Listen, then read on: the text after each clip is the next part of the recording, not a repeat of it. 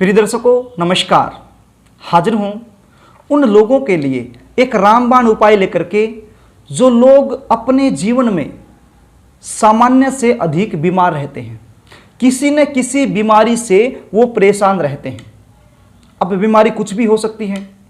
आपके घुटनों में दर्द हो सकता है, आपके पाँव में दर्द हो सकता है, आपकी कमर में दर्द हो सकता है, आपके पेट में दर्द हो सकता है, आपके चेस्ट में दर्द हो सकता है, आप शुगर के मरीज हो सकते हैं, या फिर आपके सिर में दर्द हो सकता है। कैंसर जैसा रोग भी यदि आपको है तो भी ये उपाय करने से इस बीमारी से आपको राहत मिलेगी। जन्म कुंडली का जो छठा भाव होता है वहां से हम रोग का विचार करते हैं। जब जन्म कुंडली में लगन, लगनेश और जन्म कुंडली का छठा भाव ये सब पीड़ित अवस्था में आ जाएं तो फिर बीमारी होने का खतरा बढ़ जाता है। तो ऐसे में या तो आप अपने जन्म कुंडली का एक अच्छे ज्योतिषी से विश्लेषण करवा लीजिए और उन ग्रहों से निमित्त उपाय कर दीजिए, या फिर जो उपाय मैं आपको बताने वाला हूं ये उपाय आप कर दीजिए। आपको कहीं भी नहीं जाना है, अपने घर में ही रह करके करना है।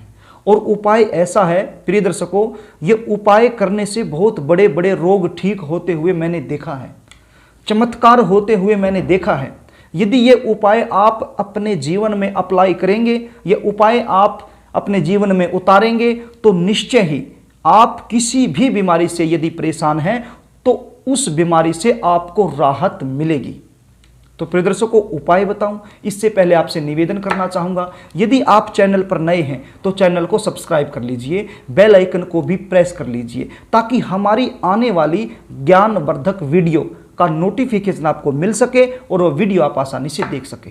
तो प्रिय दर्शकों अब आप उपाय सुन लीजिए। अपने घर में ही रह करके करना है। आप सुबह जल्दी उठिए, स्नान आदि से निवृत्त होकर के एक तांबे का कलश ले लीजिए। उस तांबे के कलश में आप शुद्ध पानी भर लीजिए। उस शुद्ध पानी में 7 बूंदें शहद की आप डालिए। क्या डालना है? 7 बूंद शहद की उसमें आप डाल लीजिए और उगते हुए सूर्य को वो जल दे दीजिए। यदि उगते हुए सूर्य को यह जल आप नहीं दे पाए तो कम से कम 8 बजे तक ये जल आप सूर्य को दे दीजिए। प्रिय दर्शकों जब आप सूर्य को जल दे रहे हैं तो जो आपके हाथ हैं, जो कलश है, आपके सिर से कम 8 इंच की ऊंचाई पर होने चाहिए। और जब आप जल दे रहे हैं तो जो धार आ रही है उस धार के अंदर से आपने सूर्य देव के दर्शन करने हैं और मन ही मन ये उच्चारण करना है, ओम श्री सूर्याय नमः, ओम श्री सूर्याय नमः, अर्घम समर्पयामि।